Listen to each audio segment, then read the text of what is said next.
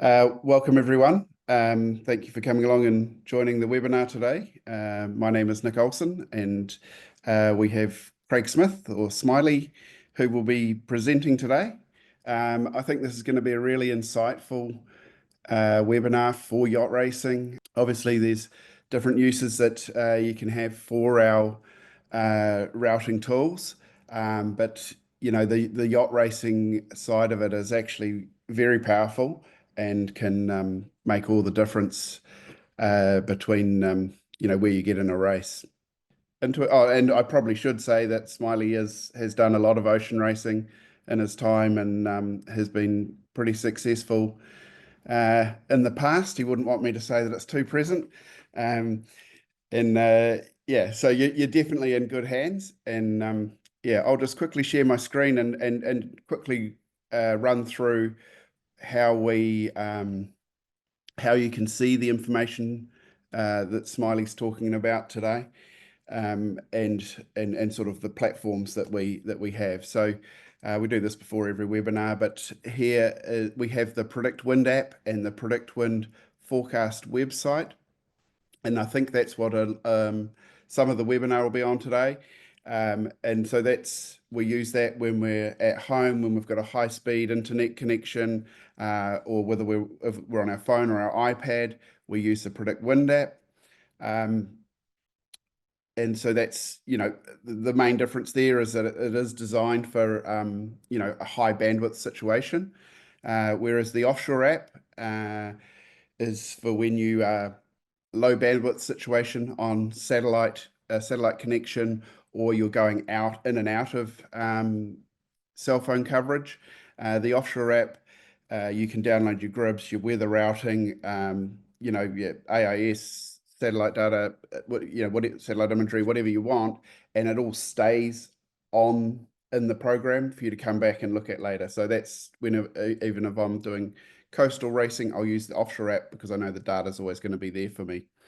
And to do any weather routing, you need a standard or a professional subscription. Some of the wave data that Smiley will talk about in the webinar today is on the Pro sub. It's worth having.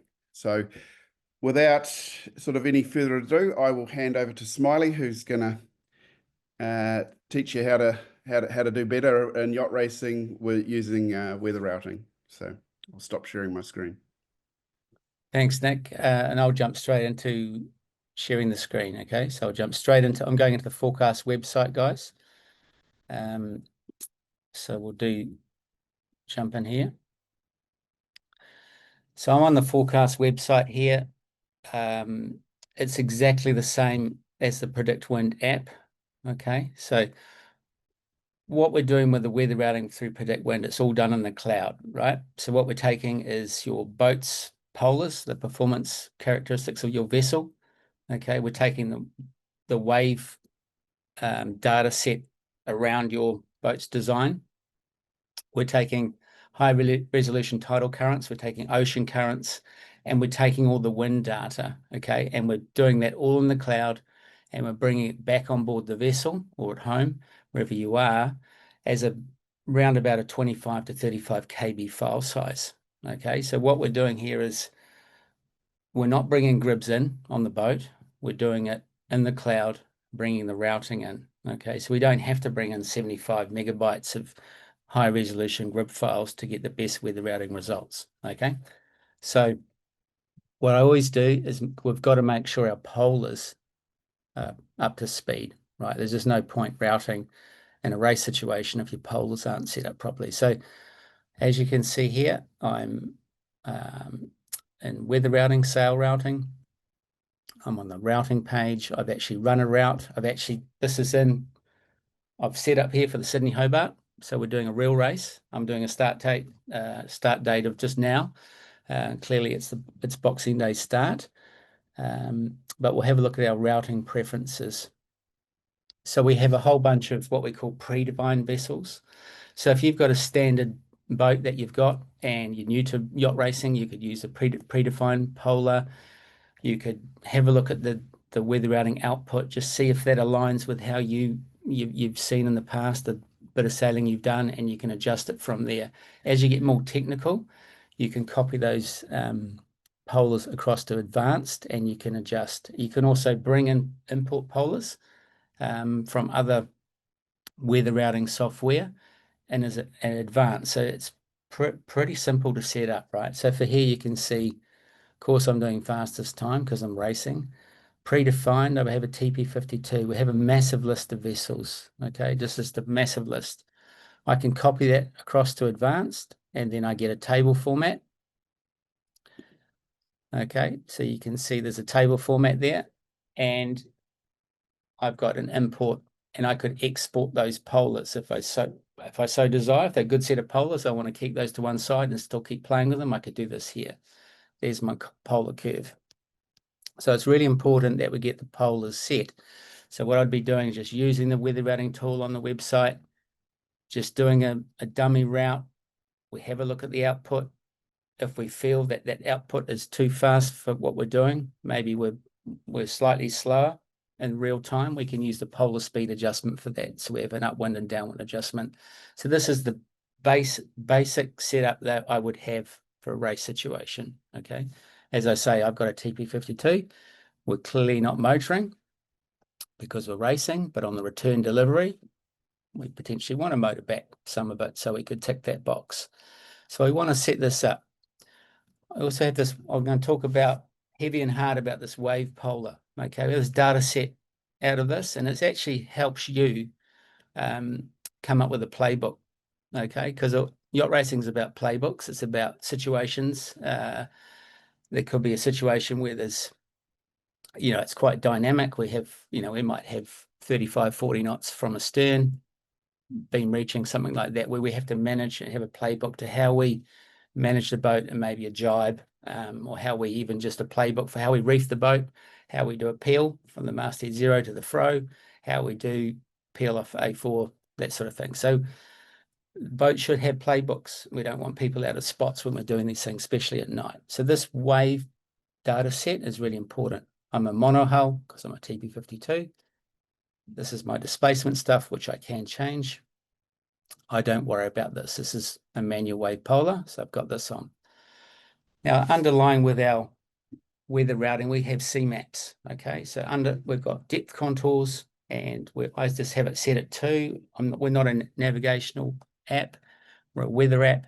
I have it set at 2 meters. Even though I'm drawing 4, I'm not too concerned about that. I could have it 5. As I said, we have tidal and ocean currents. We have 2 models there, Mercator or Mercator RTOFS. I'm going to use this model here. Okay, I can change that later if I so desire. And a few racing guys getting quite technical on this. If we have these advanced routing adjustments, and I wouldn't dig into this detail if you've got your brand new, Swan whatever, and you're racing it. I wouldn't be too worried about this straight up, but you can adjust the true wind direction, and the if in the gribs you saw that there, we had on the wind gear at the time, there was sort of maybe 5 or 10 degrees out, you could actually apply this, and also with a true wind speed scale factor, you could up and down that for your next routing run. Okay, so that's how you could use that, but I'm not going to do that. So as I say, I'm in the sail routing. So like I said, we'd run some routes. What we want to do is be having a look at the table output. It's all very good having a look at the map here, but I'm still just digging into setup of my vessel, right? So I'm into the tables. I'm into the wind tables. I'm having a look at all the different models, and all I'm doing, let's move my zoom control, is I'm really just having a look at, in 20 knots of air at a true wind angle of 53, am I doing 11.7? I could use that polar speed adjustment to massage this down or up, and that would be my base start, because at some point I want to get to advanced polars, and we can take that a stage further if you have a data hub. So if you had a data hub on board your vessel, it's a great little device. One is it can do AI polars, which is your NMEA data set coming off your vessel, and it's creating real live polars for your vessel. So long term, that's potentially where you should go, or at least have advanced polars. So we're in here having a look at this data set. Okay, I'm happy with that. That's cool. And I've done this. This is not what I do a week before the Sydney Hobart. This is all that build-up racing before that. That's 6 months before. I want to dial in my polars. So let's go back to the map page. So from here, we're happy with our polars. We've got a well-prepared vessel. We're racing IRC, we're racing ORC, whatever we're racing. We want a well-prepared vessel, which is to our racing handicap. We want to make sure it's prepared to its best of its ability, and the team that we have, they need to be as prepared best of their ability, right? So that's a given for any yacht race. But what we want to do, say 10 days out, 8 days out, 7 days out from 8 days out from the Sydney Hobart, you would be just looking at the general synoptic overview, right? So I'm not interested too much in the weather routing. I can keep playing with this, which I would, but I'd probably be just coming into maps. I've got Sydney here. So obviously I'm on the forecast website. I'll be looking at the 100K resolution. I know it's a massive resolution, but what I'm doing here is looking at the general play. I'm looking at the west to east. I'm looking at those lows coming up, bottom of Tasmania, how they're populating. Is there anything up north? So every day when the models update, I'm just doing this. And I'll just be doing this from sort of day, like I say, 9, 8, or 10 out, 7. And then I'll be rolling into the weather routing when I get sort of 5 days out. I'll be started drilling into the weather routing more so. So when the models update, right, for Sydney, right? So it's the Sydney time. You can see all the models here. So basically they're updating twice a day, and they're the update times. When you're on your boat out racing, you want to make note of these times, because at the very least, you want to be routing twice a day. And I'm sure you're going to be doing a lot more than that from your new start position. But this is when the models update. And there's a little bit of variation there. So what I would be doing is just picking a time, which I saw was, hey, maybe I don't want to wait till the Spire comes in. I'd want to make sure I've got the ECMWF data set, I want to make sure I've got that high resolution stuff, and we'll talk about that soon. So that's all I'm doing. Now, when I get into day 5, like I say, I'm into the sail routing, right? So I'm running a route, and I'm running a route. Right now, this is live. It's going to take some time because we've got all that data set. It's taking it back to the server, and it's bringing it back on board the vessel. Like if you had Starlink, you could actually use this at sea. I don't suggest you do that. You're better off, what we're going to talk about in a minute, is the Offshore App, because that saves all the data set in offline mode. That means you can actually, the navigator, he doesn't need to sit in the center of the boat with a laptop. He can sit in the bunk to weather and help you be a performance factor, right? Because he can download and look at the weather. So here I've got that route. So what I'll be doing here is, firstly, go straight into the tables. I'm looking at the graphs. I'm looking at consensus here, right? All the models seem to be up at 25. They're coming down, they're peaking up again. So I've got this incredible data set here. It's in just a basic summary, executive summary for you. You can make all those snapshot decisions just looking at this data, in a sense. So I have some rain, I have some cape. That could indicate if you're in an area where, like Gulfstream, where there's potential for thunderous activity. I've seen stuff off Sydney, obviously, that could be, there's some thunderous activity, which you need to make sure that you're not in the cloud's not a sucking cloud, it's more of a downdraft cloud, but be aware of that. Temperature, not so much. Barometer, you've all got a barometer on board, I hope. It's calibrated. You're keeping an eye on that. We've got wave height, and this is a combined data set, okay? So we've got wave height, we've got wave direction, we've got the wave period, we've got the current, we've got the current direction. Now, this is a fantastic metric, this roll. So it's not roll port to starboard. It's the root mean squared of how your boat performs in the wave set. So what we've got is we've got the primary swell, we've got the secondary swell, we've got the tertiary, and we've got the wind waves. And as your boat sort of moves in that wave set, So what we're saying here is anything above a 4 is of concern. And I validated this seed quite a bit. And what I can say, this is real deal. And if you're not looking at this stuff, it's very, very hard to pick looking at a wave map of what you're going conditions you're going to get. Okay. So the last Sydney Hobart was incredibly tough, and unfortunately 2 people lost their lives in that race. So for me, this is helping me present a playbook to the team, right? So I go, well, guys, we're going to have some elevation. We've got this roll. We've got this other one we're talking about, this vertical acceleration above 0.2 is not cool. I'm not saying you're not going to start the race. It's going to happen. And we've got this slamming incidents too. They're all elevated. So what's that going to tell me down the track at that point in time? And we'll get into the wind data set in a second, is I want to have a playbook. It could be that the fastest route is, we're in current. We've got to pull off a jibe. We have to have everyone in their spots. We've got a playbook that everyone buys into. And when you're weather routing every day before the start, and you want to be doing this twice a day, with 3 or 4 days out from the start, you want to be communicating this data set to the crew, so they fully understand where they're at. They can sort of, with all that muscle memory they've developed from jibing at night, it could be that some guys that the second driver on that watch, but he goes to the pit every time for a peel, to get a halyard off a lock, or he's in the pit for a jibe. It's the same people in those same spots. I know the big boats like the Law Connect and those guys like Tony Mutter, Brad Jackson will be running a playbook. Those guys don't leave stuff to chance. Everyone's got their spot and they stick to that. And Tony will drive that boat through the jibe, picking a wave to take it through the jibe, but everyone's got their key roles, because that's the best outcome, that we don't break battens.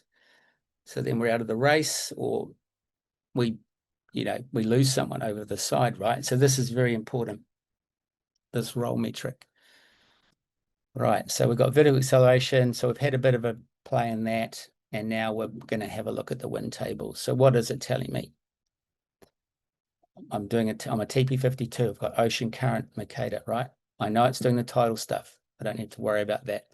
I've got my start time. I got my finish time. I'm 2 days 17, 682 nautical miles, average speed 10.5. Then I'm rolling through the models. Okay, I've got a start waypoint of Sydney Heads here. I'm not too worried about that beforehand, because of all these major races, we've probably got start bands, we've got offsets. Big boats start at the front.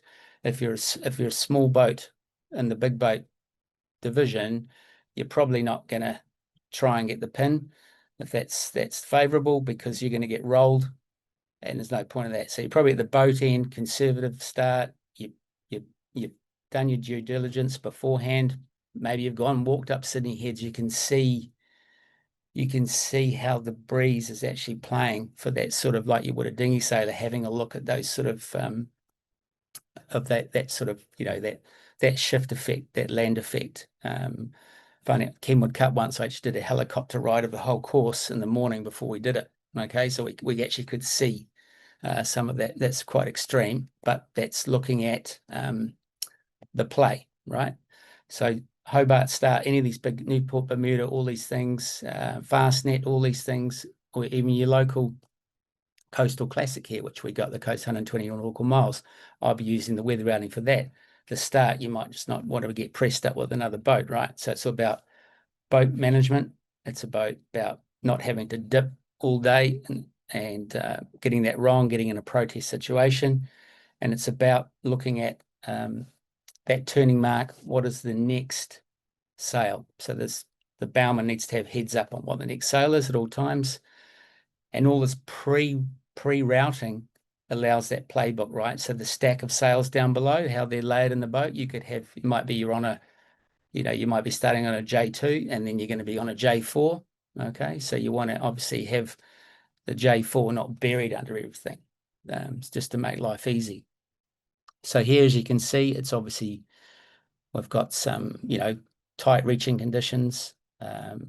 So I'd be just casting my eye down here. So this is fairly fresh, right? We've got true wind speed, we've got gust with the PWG, PWE models, where we have that high resolution models at 1K resolution. The first 36 hours of that route is all that 1K resolution, right?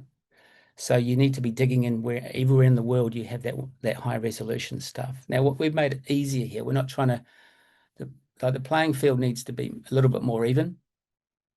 The tools that we use here, you can be two-handed and you can just push a button and you can be fairly confident that the routing is doing a really good job for you. Okay, I don't need to be going down below and sitting on a laptop downloading gribs with the other guys suffering on deck. You know, we're into performance. We're trying to win a yacht race, and you're probably better to have a guy on the rail as a navigator than sitting down below all day. Okay, I'm talking non-100 footers, of course, because they can do that. But so I've got some metrics here.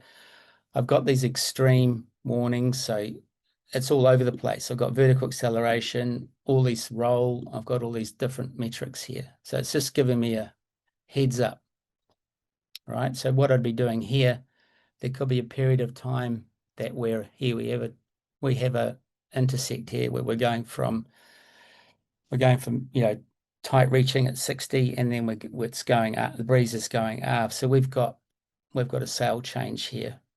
So we've got to be heads up. So what a good navigator will be doing is, or tactician, will be giving, looking at the routing and be looking at the sail charts and probably giving a percentage of on those sails and where they kick in. So it gives heads up of the bowman. So he can actually 2 nights before the start, he can start thinking about what he's got to do in the middle of the night. We're actually going to bring sail charts into here to make it much more easy for you guys to actually see all that stuff, which it'll with your boat, it'll be saying, hey, right now you're 2 reefs in a J4, or your 2 reefs sort of fro, whatever it might be, and you can adjust that as you see fit. So you've got this stuff right on tap. We don't have to be, like I keep saying, spending hours down below trying to download gribs while you're bouncing off massive waves. So we have all the models here. Okay, so you'd be digging into the high resolution stuff. We've got the, everyone's sort of favorite ECMWF. We have that. It's sort of saying the same stuff. When we go to the map page here, okay, so I'm just using this as the general synoptic overview. I haven't downloaded any high resolution stuff, and I'm going to jump into the Offshore app in a second. So all I'm using the map for that, all I know is that all the routing is high resolution. And you can see, I'll just try and break that a bit bigger. Now a bit smaller. It's all doing the same thing, and probably it's working this current band here because we've got southbound current. Now, what current model to follow? That's a good question, isn't it? There's 2 models there. Well, I'd be looking at SST before the start.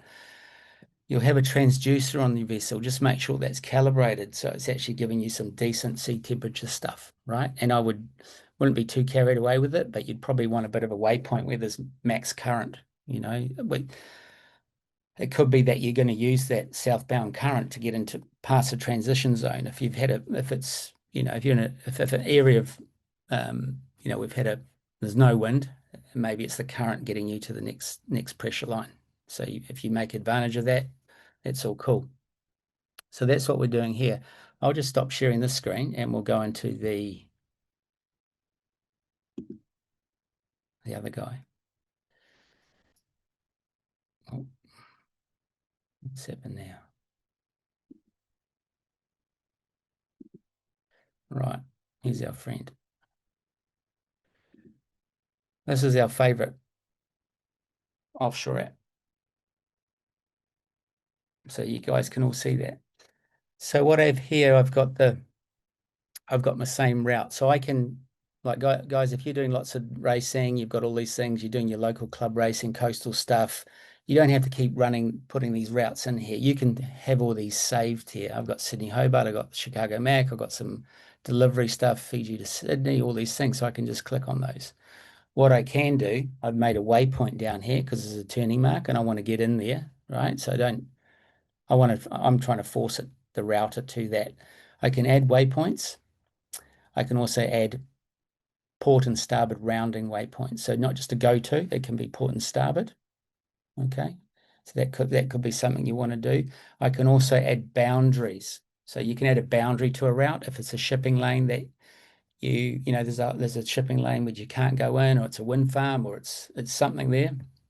You can put a boundary which the router will stay out of, or it could be a whole shallow area you know in past racing you don't want to get near. You just want to stay out. You can add a boundary. But as you can see here, I have what I've got here is these yellow boxes here. This is where people get confused in life, right? Because these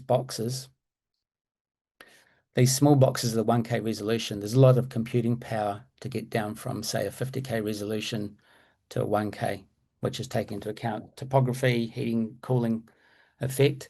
So the 1K resolution models should be picking up sea breeze. Sydney, we know in summer, there's a sea breeze nor'easter, right?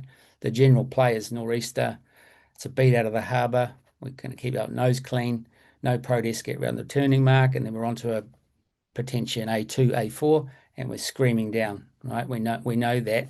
And then there could be a transition where there's this, what we call the southerly buster, right? So there's a frontal system coming through here, and that's a typical scenario, has been in the past, where you need to get, as soon as you've seen that cloud on the horizon, it's too late almost to get your gear off. You'll be pointing back to Sydney trying to spike off the A4, and then coming back around with your J4 with 2 reefs. But that's how that is. But you can see how these little boxes. So when you're doing other weather routing packages, you're bringing on this high resolution data, right? So what we're doing, we're saying, well, you've got all that data set. It's actually in the weather routing. So here you go. I'm on the grid page. I'm on the download page. What I'm doing here, I can choose web. So I'd be digging into this before I left the dock. At home, I'll be doing it on a web. If you're using Starlink, you'd be on the web. If you have the other devices, a trusty Iridium Go or Exec, which are, extremely slow and painful, but you'll be all over it, okay, using these here. Optimizer, if you've still got one of those with a 9555, so be it, you use that. So here we have, I'm on web. I have these grids I want to have a look at. I'm bringing these in just for the general synoptic overview, right? I'm not bringing these in for detailed analysis. I just want to see the play. I'm bringing wind and pressure. If there was any hint of frontal activity, I'd bring in the rain grid, because that will help me define where that change is, okay? If I was sailing in really sort of tropical climate, I might want to just bring in the Cape. I don't tend to bring in the wave, because all this data set is here in the weather routing. Okay. Now with our weather routing, we've put it up against we've done a technical report where we've and we'll share that link with you guys, and you can read that. So we've done a technical report. We feel like we sit pretty good in that and beating the other weather routing algorithms that's out there. So you make your own judgment call on that, but certainly we've done some technical analysis on that. But so I'm bringing these 4 models. Of course, we have these others here: Rome, NAM, HRRR. Rome, well, that's in Europe, so it's no good to me down here. But if I was if I was up in Europe, I would bring that in. In fact, we make it really easy for you, because our ECMWF model, when you're in Europe, for the first part, actually use your Rome model. So you actually got that high definition 1 kilometer, high resolution data set, right? Same in the US. So we've got the NAM at the front end. So that's the front end of your GFS route, which you'll see is the NAM model, okay? The PWE, PWG work by using the 1K, then go into the 8K, then 50K, right? Where there's none of the 8K data. So what I'm doing here, I'm doing 12 hourly, 5 days. Everyone's going to tell me off here that the time steps, what are you doing? The weather routing results, it's already got the high temporal, we've got the 3 hourly. I could do that, but I don't need to do that. I can, but it's going to make my file size massive. So I'm not going to do that. 5 days, probably too much for the Hobart, but I've got 5. I can choose here, 100K resolution, 50K high resolution if I need to. Not saying you shouldn't bring it in, but I'm not going to, right?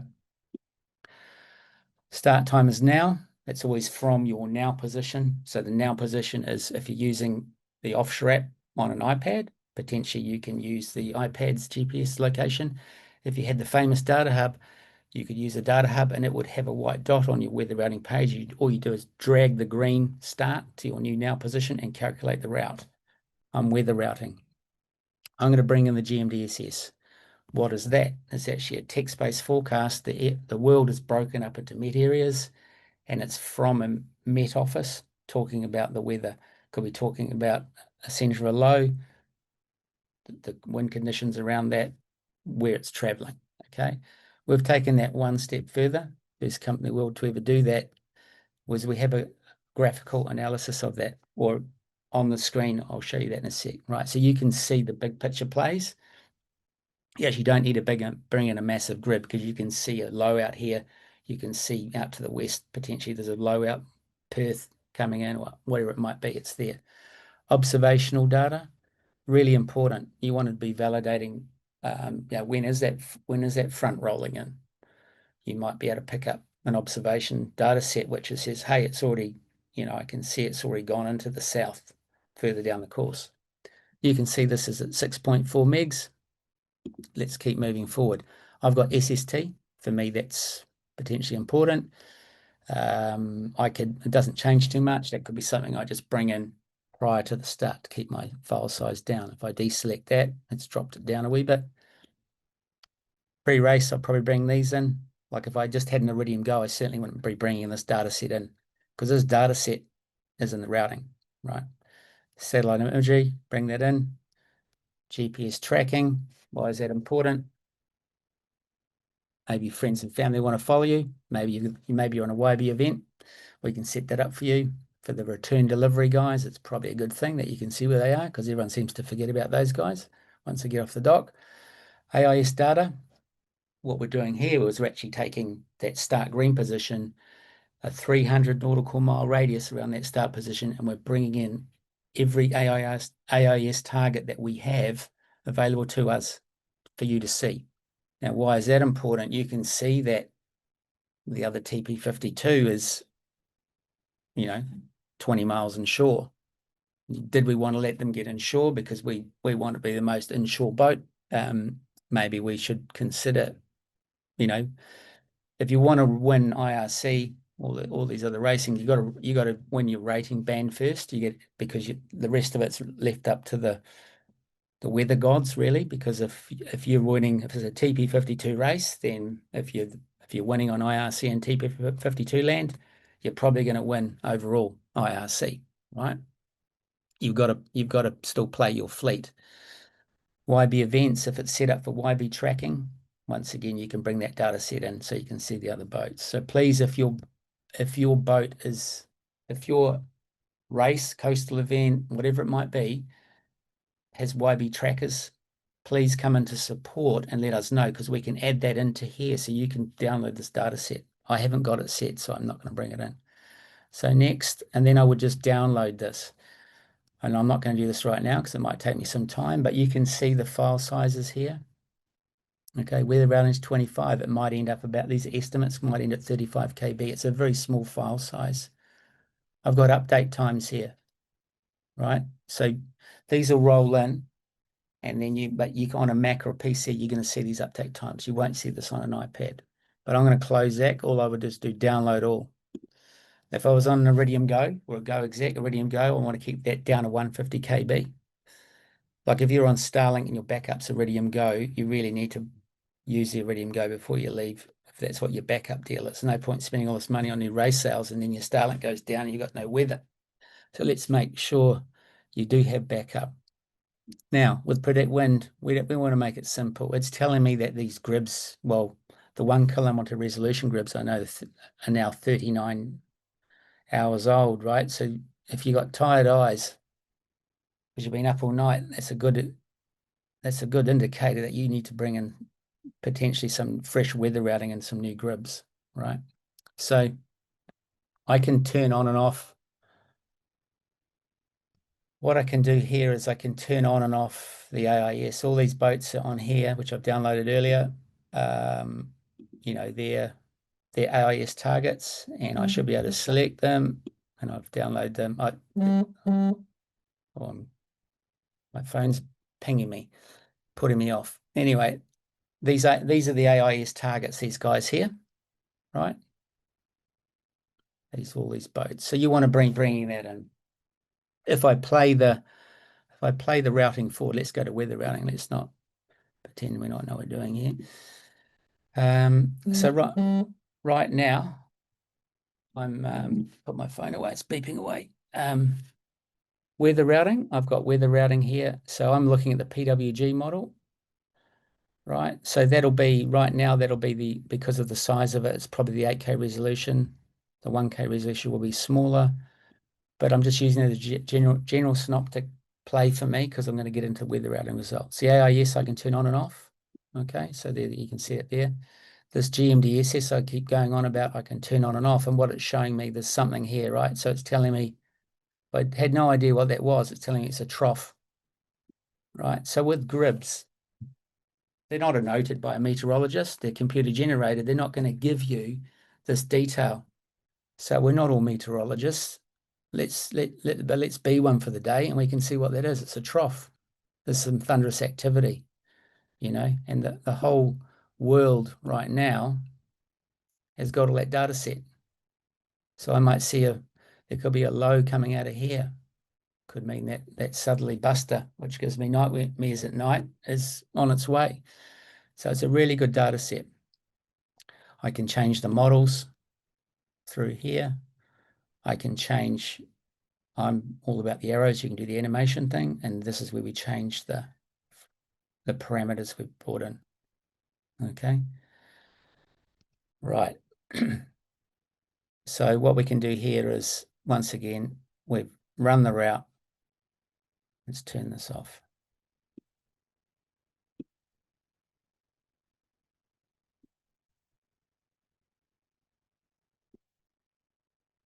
Right, so you can see how with this, when we talk about high resolution, because you all talk about it and you're all experts at it, this is what it's doing.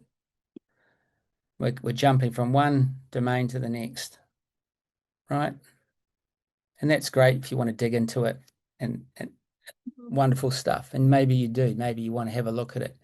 Maybe you want to run some other routing with a waypoint. You can actually, we've got this pivot function, right? So you can come in here and you can look at routes, and I can always look at my previous routes. So I might have changed some parameters. I might have put a boundary, and I might have just forced it inshore, because we know that, you know, our friendly TP52 will beats us up each time he's inshore. Maybe we want to just force it that way a little bit. So I'm not saying you do that. Always let the weather router do its thing, but you might want to massage it that way. But these are previous routes, so you don't have to keep running these things. You've got 5 that you could use. You could change the current model and then have a look at the 2.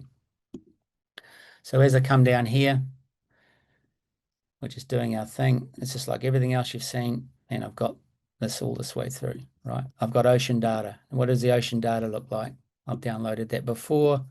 If we take the boat back, you know, I can sort of see the router is using that. It's using that edge.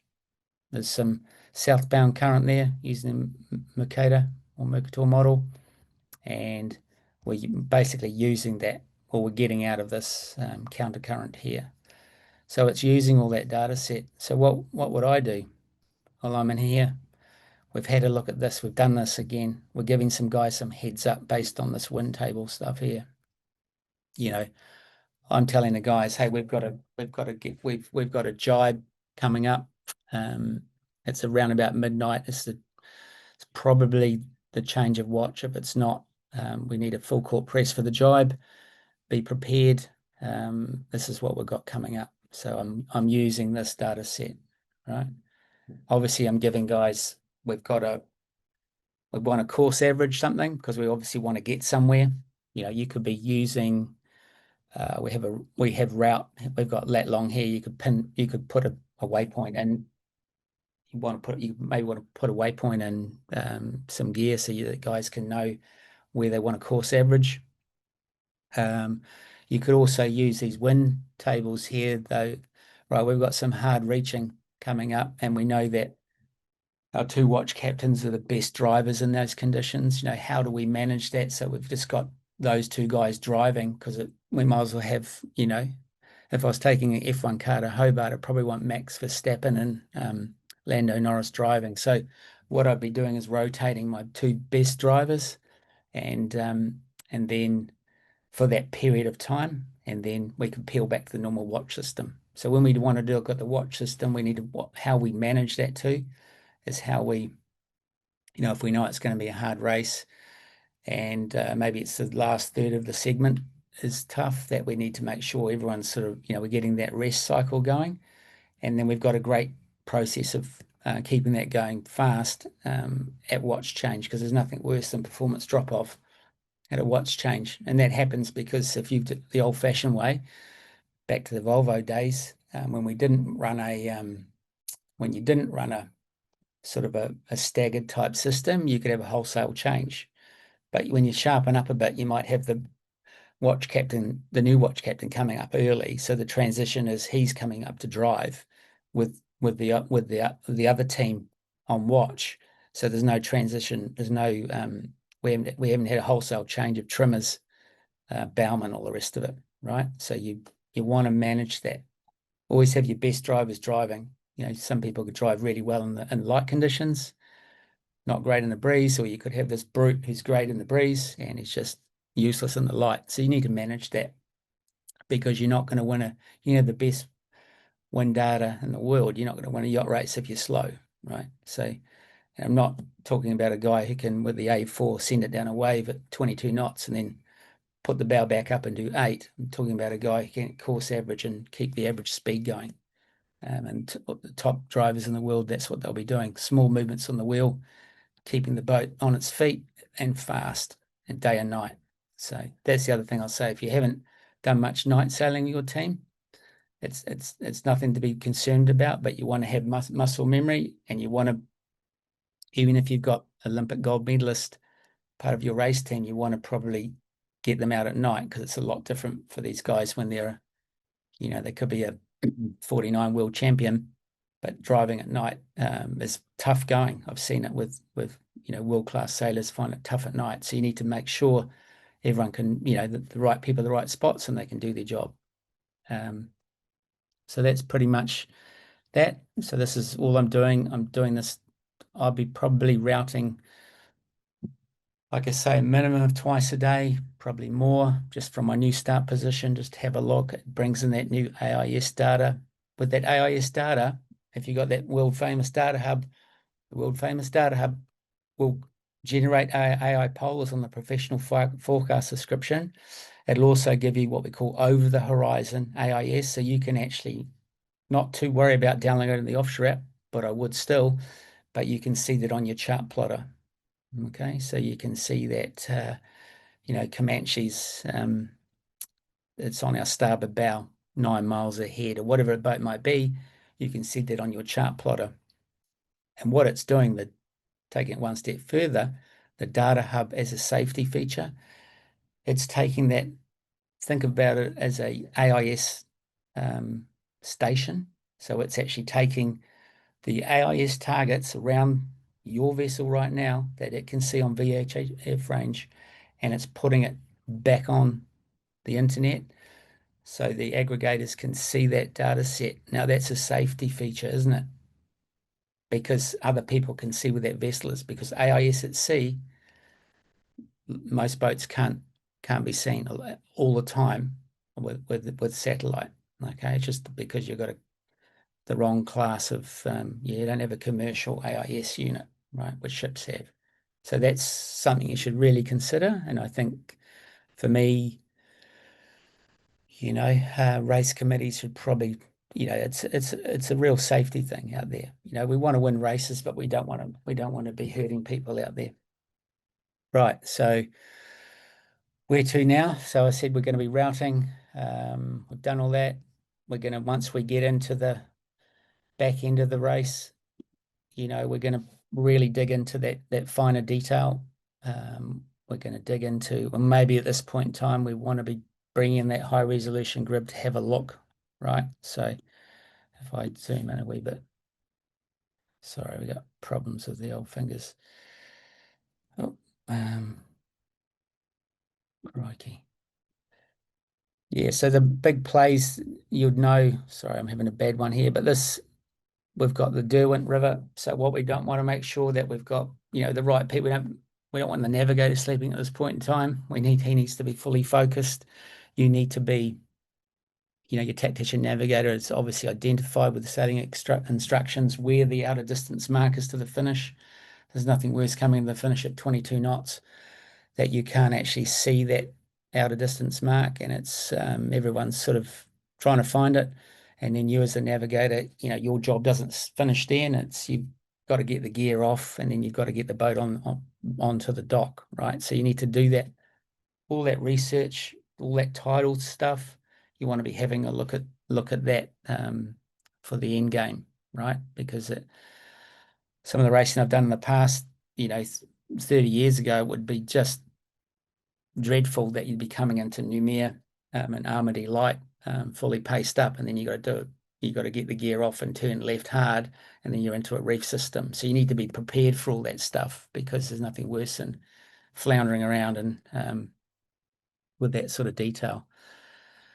Where to now, Nick? He's there. I am here. Yeah, I mean, maybe you could actually have a look at some of the title stuff, and or flick over to Grib, and you can open up show those high res Yeah, areas yeah, as well. yeah, Um, yeah. So with the ocean data here, yeah, good point. So I'm looking at the RTO OFS, right?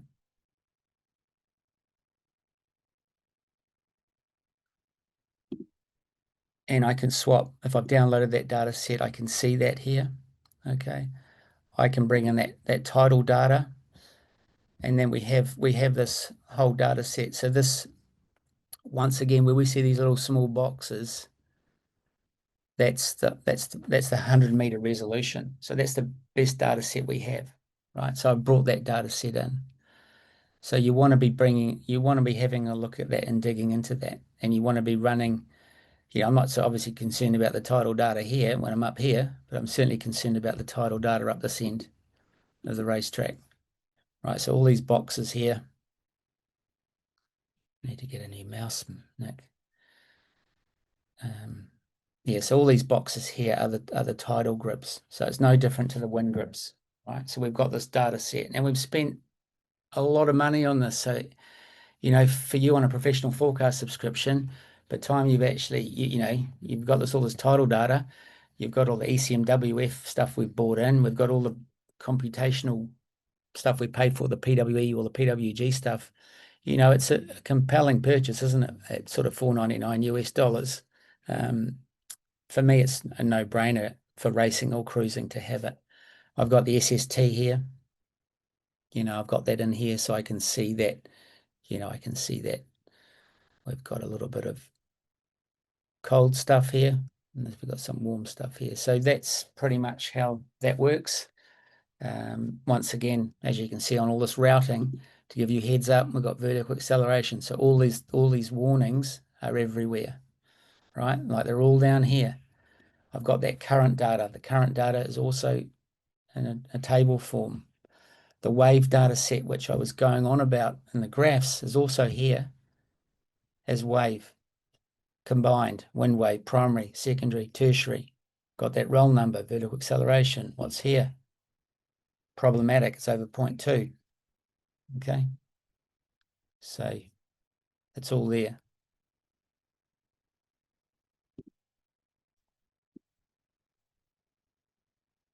Right, I think I'm done there, Nick. yeah, okay. Cool. That was actually really awesome. Just some questions that I've sort of seen along the way. There's always the question about, models and routes and that sort of thing. And I think, there's a couple of ways to look at that. Obviously, we do have a validation tool, so that's taken off an observation, and that will show you which model has been performing best. I mean, for yacht racing, you want to see which one's been performing the best on the one day, right? If we're doing anything shorter, and we're always updating our routes. If we're coastal, obviously we want that high resolution stuff. And I'll just share something on here. Like this is I'm actually in the tidal currents coverage map, and I can turn off these different areas, and I can see these 100-meter resolution tidal current areas. If you've got this information and when the tide's turning, when it's moving on the edges, that stuff can, yes, the router's using it, but if you also can know that in your head and think about your positioning, that can be the stuff that will make the difference. And whether you're in, we have these 100-meter tidal current areas in Grib, and you can see them in PredictWind, or download them in the Offshore App as Gribs. But we do have them sort of wherever there's currents, high res currents, a lot of current, then we have these areas. So that's always worth looking at, knowing that you have those areas. The other thing I would think about with, and Smiley did mention it, is update times. Obviously, getting that latest weather data is really important. PredictWind pays for the ECMWF data, so we're a max charge customer with ECMWF. That's a couple of things around that. Means that we get the 9K globally, the high and the wave data is higher resolution now. I think that's actually down to 9K as well. But the other thing that there is, because of that, we actually get it an hour earlier. So if you can get the ECMWF data an hour earlier than someone else, it's a massive advantage, because you could be an hour ahead of the game there. And as Smiley mentioned, we have the NAM and the HRRR, and then and the Rome. We also have the UK MO2K. So there's all that high resolution data is there, and knowing when those models update is really important. And if I actually scroll, I'll actually come over to forecast coverage. We can see everywhere where we have all our high resolution. You can turn all these tabs on and off and look at that data. I think that was the main thing. Just for anyone that didn't really understand the over the horizon AIS, this is a really, really cool feature. Being able to have the boats, showing up in your chart plotter with your DataHub, and using this over the horizon AIS, that's pretty awesome. Like, it's not just what you see in your VHF range, it's outside it. So tactically, that's a really big deal. So I think that was about all I had. I thought that was really great, Smiley. I think if you do have any questions, please come in and talk to our support team. You do get to speak to people like Smiley, who are an experienced ocean racer, and there's plenty of others on the team as well that have similar experience. So feel free to ask them questions, and about your boat, what would work for you, and how to use the routing to get the best performance for your boat. So that's pretty much me. Is there, anything else, Smiley?